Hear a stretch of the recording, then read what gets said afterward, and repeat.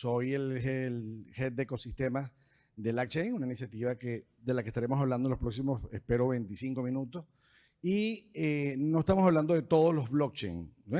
Estamos hablando de blockchain que sean para uso empresarial y de gobierno, específicamente por unas características que hablaremos ahora más adelante. Básicamente, para los que no están familiarizados, el grupo BIT está conformado por tres grandes actores, tres grandes componentes. Por un lado está el BIT, propiamente dicho, que es el que guarda relación de asistencia con los gobiernos, con las entidades, con los elementos institucionales, con los países, asiste a los países. BitInvest es un banco de inversión puro y duro que presta plata a alto ticket, en alto nivel, ya a nivel de inversiones importantes. Y el BitLab es lo más chiquitito de todo, que es el laboratorio de innovación. Y en ese laboratorio de innovación nace con la finalidad de buscar soluciones de mercado que tengan impacto de transformación para poblaciones vulnerables. Y en el marco de todo esto nace la Alianza Global para el Desarrollo del Ecosistema Blockchain en América Latina y el Caribe. Y yo no quiero tomarme, porque hemos hablado mucho y presumimos de qué es blockchain y definiciones sobre cómo van o cómo vienen. Yo quisiera simplemente hacer una reducción de ciertas cosas que se han tocado a lo largo del día de hoy. Por una parte, todos los que nacimos, y sobre todo a mí me tocó graduarme y todavía no teníamos internet en el año 92. Y en el año 92 no había internet. Aparece internet públicamente en mediados de los años 90 y con el paso de los años, en estos 20 años, en estos 30 años, hemos tenido una maduración de un protocolo altamente eficiente para transferir información. Buenísimo. Lo hace rápido, cada vez más rápido, cada vez más con mayor nivel de conectividad. Pero tiene una deficiencia, y su deficiencia es que, como lo conocemos, que para poder transferir valor necesitaría una capa que permita certificar la titularidad de cosas digitales que estén sobre el Internet y a las que se accedan sobre Internet. Es decir, blockchain no esta blockchain, cualquier blockchain es una capa que nosotros le colocamos arriba de la capa pública del Internet para poder hacer, utilizando la criptografía y las bases de datos distribuidas, empezamos a hablar de palabras raras para los que no son tecnólogos, utilizando esos dos ingredientes podamos hacer certificaciones de titularidad que sean de alguna manera, no necesiten a un ente central para que nos garantice la confianza. ¿Y cómo decimos esto en criollo y cómo lo ponemos fácil? Bueno, como acabo de decir, una confesión un poco en la fecha en la que me gradué, aquí nos recordaremos algunos de lo que ya no existe, que son los blocs de papel carbón que teníamos en las empresas con la copia rosada, amarilla y verde, o en los comercios, y donde cada copia planteaba, bueno, blockchain no es más que eso. Olvídense del tecnicismo los que no son técnicos porque es complicarnos, pero es donde podamos tener un bloc de papel carbón con diferentes colores, que podamos hacer tantas copias que sea imposible el poder alterar lo que yo he asentado en esa copia. Punto. Olvídense de todo lo demás. Esa certificación, esa certeza que yo tengo de que no dependo de un organismo central y que nadie va a eliminar eso. Y bueno, han habido explicaciones a lo largo del día muy claras sobre que se graba en una blockchain, que no se graba data, que grabamos específicamente una prueba criptográfica, una cosa que llamaron por ahí hash, que es fácil de entender, no es el momento ahora, pero pongámonos en las copias del bloc de papel carbón. Y así lo vamos a ver un poco más fácil.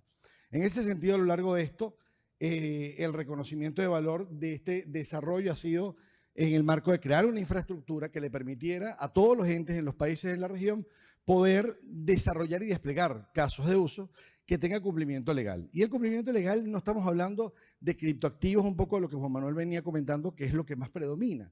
Estamos hablando que cumpla con otras leyes que también operan y que existen, como son las leyes de privacidad en materia de protección de data, la normativa en materia de libre competencia, normativa en materia de consumidor o normativas en materia de identidad digital o firma electrónica en los países donde no tenemos una normativa desarrollada y clara en materia de identidad digital, como sí lo puede tener la Unión Europea, que tiene un reglamento que tiene base legal para todos los países de la Unión, que estandariza lo que es cómo me identifico yo digitalmente. Para allá vamos todos, unos con una velocidad distinta en América Latina, pero para allá vamos todos los países y en ese sentido.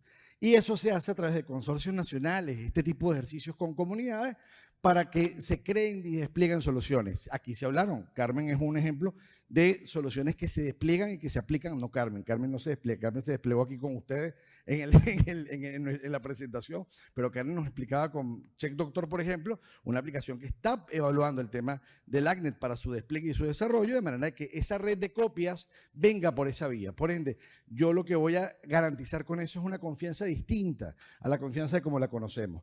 Y en la medida en que muchas Check Doctor y otras entidades se montan sobre una entidad como la Check, ¿qué es lo que genera como resultado? Bueno, un mercado de aplicaciones naturales. Aquí ya lo hablábamos de que efectivamente si yo estoy prestando mi servicio de trazabilidad, porque, por ejemplo, estoy haciendo el proceso que hablaba anteriormente Juan Manuel de la trazabilidad del precio de la panela en Colombia, y eso es válido, bueno, podré utilizarlo en un mercado alternativo en donde en un momento determinado se puede hacer interesante ese servicio. Y ya tengo mi solución desplegada y tengo mi arquitectura de alguna manera articulada de esa manera. Y ese mercado de aplicaciones, porque esto, como venía con financiación por parte del BitLab y de donantes que están detrás de esto, nos interesaba y nos interesa mucho el impacto que tiene. Y como estamos hablando de blockchain, las copias del papel carbón las sabemos. Entonces podemos saber formalmente cuántas personas han sido beneficiarias de un certificado de vacunación que está usando la red o cuántas personas han sido beneficiadas de un título universitario o un título de una capacitación que esté certificado sobre la red o cuántas personas en un momento determinado pudieron tener un beneficio que puede ser una transferencia monetaria condicionada, como los programas que tiene de prosperidad social, donde efectivamente estemos viendo que esa persona le llegó ese beneficio. Entonces podemos medir el impacto en personas y poder saber con mayor detalle. Con la posición de ser carbono neutro, porque es una red que trabaja con un protocolo de consenso que se llama prueba de autoridad, no es proof of work, no es proof of state, tiene una gobernanza y eso hace que las emisiones sean equivalentes a 4 hogares promedio europeos, lo que consume en su totalidad la situación actual, que ya veremos de qué tamaño está esta red, luego de 3 años. Y al no existir minería dentro de este componente. A la fecha son más de 700 entidades, 101 nodos corriendo la red, con 101 entidades corriendo nodos la red. ¿Okay? Estamos hablando que una entidad puede correr varios nodos en la red, más de 40 proyectos con impacto en inclusión, pero indudablemente tiene muchos otros proyectos que son no vinculados con impacto en inclusión. Pongo un ejemplo, la DIAN forma parte junto con las aduanas de la Alianza del Pacífico de intercambiar información en tiempo real para certificar el estado de las empresas que entran en el escenario de trade comercial. Eso se despliega y se desarrolla con las aduanas y se ha desarrollado sobre el Action, y eso no es un proyecto considerado como de inclusión en los términos de los que estamos hablando. Y ecosistemas en 11 países. Esto también es sumamente importante porque en la medida en que una red, el blockchain tiene más valor cuando estamos hablando en escenarios cross-border, cuando tenemos relaciones porque yo quiero que se valide algo, o bien porque me interesa el provenance, el origen, de dónde viene, o bien porque me interesa saber quién lo emitió. Y entonces empezamos ya COVID a ponernos en la cara la evidencia y lo importante que es si tuviéramos que verificar nuestros digitales formalmente. Esto no se puede hacer de una manera distinta. Juanjo habló de un término muy interesante, que hablaste de los estándares de facto, que es un término tecnológico de cómo trabajar el tema de los estándares. Existen los estándares de facto que son importantísimos, son vitales, y alguna tendencia habla de algunos que tienen estándares de jure, que son prenormativos. Quiero decir con esto, que lo que hagan los tecnólogos se pongan de acuerdo y que tenga un valor de mayor peso posible para que efectivamente yo pueda conectarme y pueda efectivamente tener interoperabilidad y cumplir con las funciones. Y en ese sentido, en el caso de lo que hemos trabajado, desde el año 2019 estamos calificados como una de las 19 arquitecturas de referencia. En el caso de ITU, en el caso de ISU, a nivel de ser una referencia en este tipo de normativa. Y esto lo que quiere decir simplemente es que estamos pendientes de la importancia de hacer esta tarea. Y que esta tarea no se hace solo, se hace con los organismos con los cuales posteriormente se trabaja. Y no se hace solo, sino que se hace con una cantidad de aliados, donde tenemos entidades como, por poner un ejemplo, a nivel con los que se ha construido, como Consensus, entidades como INATBA, entidades como Telefónica, Grant Thornton, el Banco Mundial, que de alguna manera han venido trabajando y han venido construyendo conjuntamente, o entidades legales también, Garrigue, etcétera, que han venido formando parte de él. Y a nivel de los casos que se han dado sobre la red, hay un volumen importante a nivel de aplicaciones. No me voy a meter ahí en detalle porque me interesa más bien que nos vayamos con una idea clara de qué significan estas redes públicas permisionadas, pero muchos de estos casos ya los han visto ustedes y ya se han mencionado. En la página web del Action pueden ir a los casos de uso, identificar, ver con detalle para de alguna manera comprender.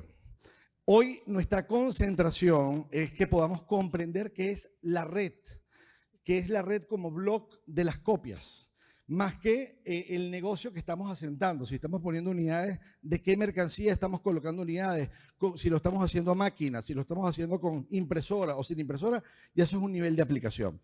Pero es importante que se sepa que entre ellas hemos tenido casos muy importantes, como uno que mencionó Diana hoy, que es el caso de la emisión del bono dentro de la arenera, junto con la superfinanciera, junto con el Banco de la República, el primer bono que se emite y da vivienda 100% en blockchain. Es decir, un bono que nace, ¿para qué es eso y por qué nos sirve? Ya veremos un poco si estas automatizaciones tienen valor para reducir costes y efectivamente decir, hace sentido que yo implemente o trabaje o desarrolle haciendo blockchain. Aquí les voy a dejar muy brevemente este video que dura 2 minutos y nada más para que tengan idea.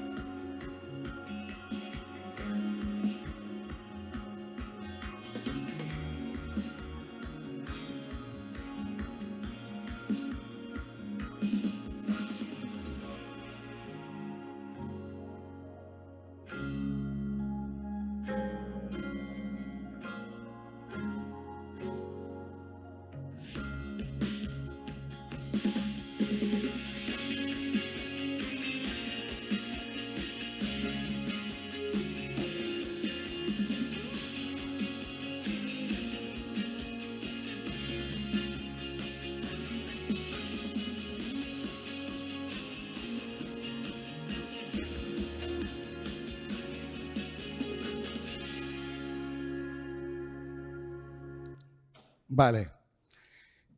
Después en el stand, durante de aquí al viernes, quien quiere entrar en alguna de esas cosas que se mencionaron ahí, que tienen que ver con el tema educativo, que tienen que ver con el tema, podemos conversar y podemos hablar, igualmente a nivel de las redes sociales y de la información.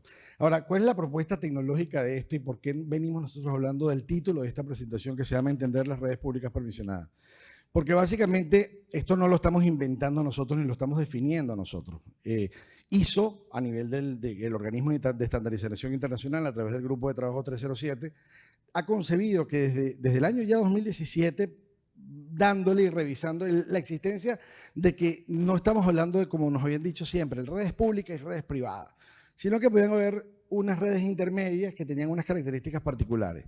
Lo que entendemos como redes públicas no permisionadas son todas las redes de criptoactivos, ¿okay? A las que accedemos públicamente, de manera completamente anónima, abierta, sin permiso, descentralizada, Sí, hay una descentralización, en algunos casos se cuestiona cómo está concentrado esa capacidad de cómputo de computadoras que validan esas transacciones, pero digamos que tiene una descentralización importante, transparente totalmente. Lo que yo haga en Bitcoin, en Ethereum, en algo, en cualquier red pública, no permisionada, voy a saberlo, voy a poder verificarlo y voy a poder ver que hay copias y que las copias coinciden y que efectivamente esa coincidencia es válida.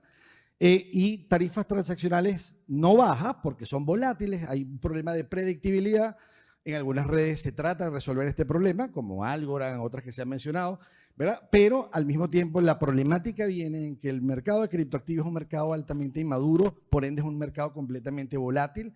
Al ser volátil, si las transacciones me cuestan en función del valor del criptoactivo, entonces voy a tener una impredictibilidad de mi costo transaccional. ¡Wow! O sea, montar un negocio sobre esas premisas es muy complicado.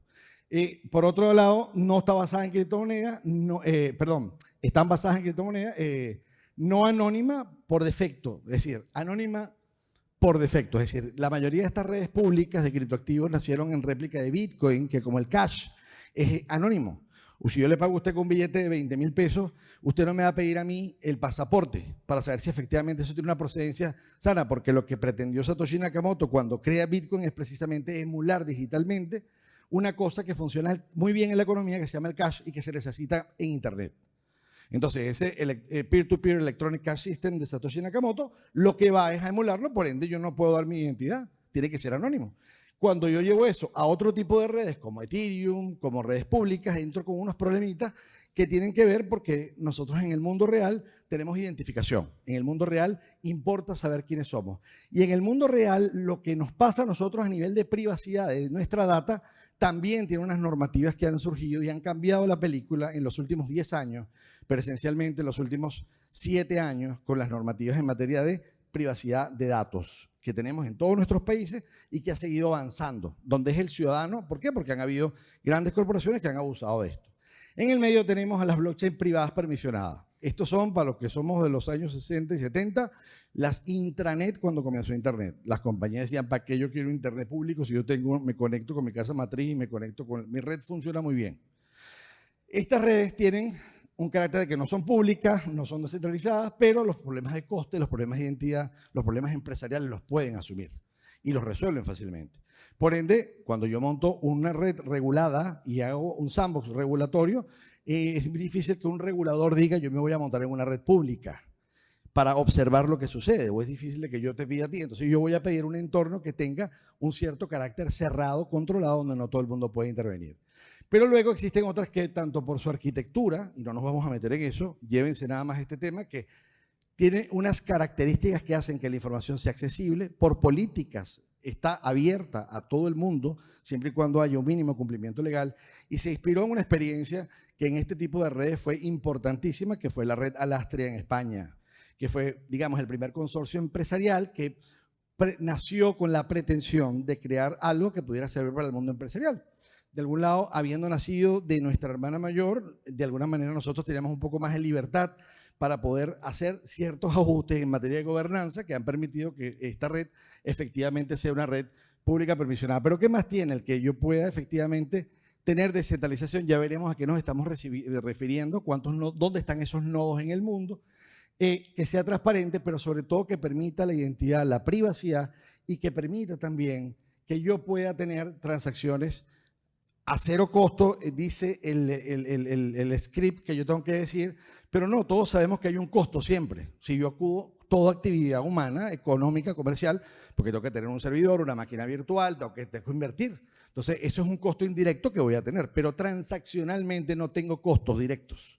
Entonces, ese costo transaccional es importantísimo cuando yo estoy haciendo algo a escala. Y esto básicamente porque buscó desde su nacimiento tener 3 componentes. El bloc de copias al carbón, que es la capa inferior, es decir, una red que fuera de propósito general, que permitiera la tokenización. ¿Qué es tokenización? La representación digital de cosas que pueden de alguna manera viajar su titularidad, y si yo la paso de un titular a otro dentro de la red, yo pueda verificar ese cambio de titularidad. Pueda darle la titularidad y puedo darle el cambio de titularidad. Pero al mismo tiempo, el despliegue de estas cosas que hemos llamado smart contract, contratos inteligentes, que no es más que una automatización que ocurre pero que va a rodar en todos los nodos que tenga de la red. No ruedan centralmente, no corren centralmente. Entonces, ¿qué hace? Que automáticamente esa automatización no va para atrás. Ella va a ejecutarse siempre que esté desplegada en una red, bien o mal como la haya yo desplegado. Y por otro lado, permite el que yo pueda tener el tema de que sea escalable, que tenga el tema de regulación del que hablábamos, es decir, que por diseño yo tenga las políticas para que la privacidad, el antitrust, desde el punto de vista de que no hayan barreras, el que yo tenga derecho al consumo preservado, esté a nivel de red. Luego, la identidad autogestionada, que es una definición, es un modelo de identidad, Self-Sovereign Identity en inglés, es un modelo de identidad que está basado en que yo pueda ser el titular, el gestor, el que se encarga, lo soberano no es que yo ahora me pongo mi identidad, no, existe una identidad originaria que es la que me da el gobierno, es la que me da a mí el Estado a la hora de darme un pasaporte, una cédula de identidad, un DNI. Pero yo tengo una cantidad de atributos alrededor de mi identidad que, en palabras de lo que Juanjo mencionaba, credenciales verificables, es decir, una suerte de activos digitales que tienen unas particularidades que yo puedo gestionar, que no son necesariamente, deben necesariamente nacer, y no tienen por qué nacer de una blockchain, pero que en este modelo nacen, ¿verdad? Desde un modelo de Digital Identifier, que son una manera de firmar electrónicamente. Entonces rescatamos cosas que también mencionaba Juan Manuel con la presentación de la firma digital. Es decir, la criptografía de la firma digital es la que nos permite algo parecido a poder hacer cosas distribuidamente. Ese modelo es muy maduro en el caso del blockchain. ¿Y por qué lo decimos con esa propiedad? Bueno, porque hemos tenido por la pandemia la necesidad de tener que validarlo. Hoy en día, las credenciales verificables se utilizan en 8 países de la región en materia de verificación de certificados de vacunación y con los países que tienen conectividad con Europa dentro de un proyecto que es un bien público regional, así se llama el proyecto, la forma, el tipo de proyecto. Este bien público regional se llama LACPAS, y LACPAS permite eso, que hoy en día no podemos hacer. O sea, si yo viajo dentro de Europa, nada más la lectura del QR no es que alguien lo verificó en un lugar central, es que quedó verificado de forma distribuida. Pero cuando yo agarro y hago una verificación, me presentan un QR para yo entrar por mi aduana, yo vivo en Madrid, soy nacionalidad español, y cuando yo lo presento, ella va a verificar la información por encima. Una persona a mano, ella no lee el QR, no me pasa una lectura, no me hace nada digital.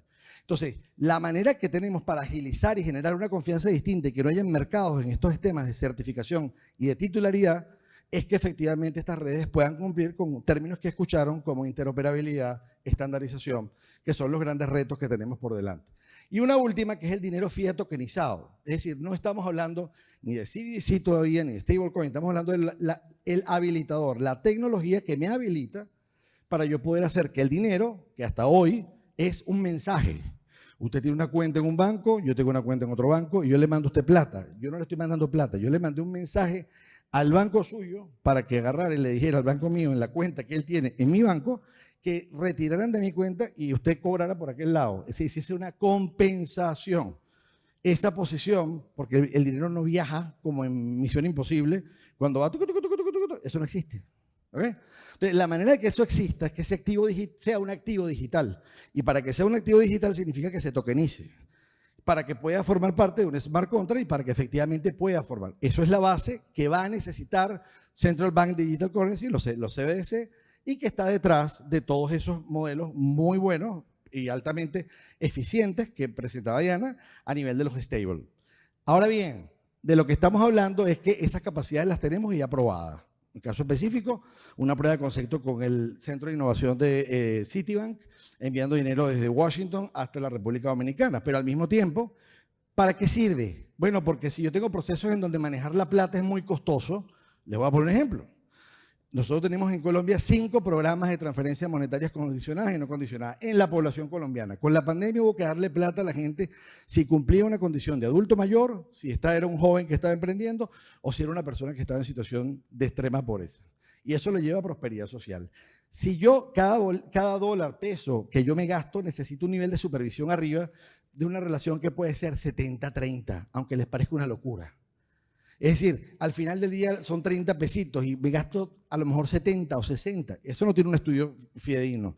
Lo estoy diciendo desde el punto de vista de la canción, las informaciones de estos programas que son importantísimos en materia de desarrollo. Si yo elimino toda esa supervisión porque el cambio de titularidad y el cumplimiento de la condición, yo la puedo verificar sin que haya, primero que nada ataco el tema de corrupción, que lo mencionaron por acá uno de ustedes, que es sumamente importante y que pasa cuando yo manejo plática pequeña, procesos de licitaciones de compras de bajos montos, donde no tengo que montar un tribunal o una comisión de licitaciones formales.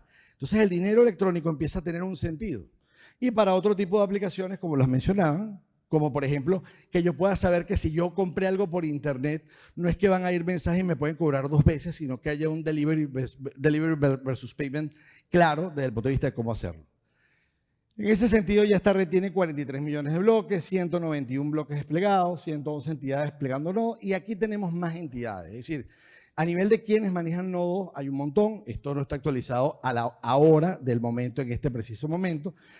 Cuando usted despliega, tiene un dashboard, los nodos están distribuidos, si ven en el mapa, van a ver esa alta concentración que hay en la costa este de los Estados Unidos. Obedece que la gran mayoría de las compañías proveedoras de servicios cloud, como los nombres que todos ustedes se la saben, esas compañías tienen sus servidores centrales, muchos, los físicos, en la costa este. Y aquí este scan verifica dónde están esos nodos operando físicamente. Entonces, si ocurre una tragedia dentro de Dios nos ampare y nos favorezca, en Sudamérica, o en Centroamérica, o en Norteamérica, o en Europa, bueno, hay una resiliencia de la red sin que yo tenga un tema de que la controlo, la llevo o la manejo. Hay una cantidad de publicaciones que tienen ustedes que de alguna manera están a la disposición, pero lo relevante y lo importante que están ahí, que tienen que ver con el que exista, por ejemplo, un protocolo de gobernanza para el mantenimiento de la red. ¿Quiénes son los nodos validadores? ¿Cómo se manejan? Toda esta documentación es pública. Por ahí nos hicieron una cuña buenísima. Mi amiga Carmen dijo que una de las publicaciones que más le gustaba eran las del BitLab y las que salían aquí del Action, publicaciones que están en español y en inglés en la gran mayoría de los casos, pero donde desde temas de gobernanza, la documentación del caso, el tema de identidad soberana es importantísimo para que ustedes sepan, todos los países van en esa línea y de alguna forma estamos completamente a la disposición de ustedes para aclarar cualquier duda, cualquier pregunta que puedan tener en un momento determinado.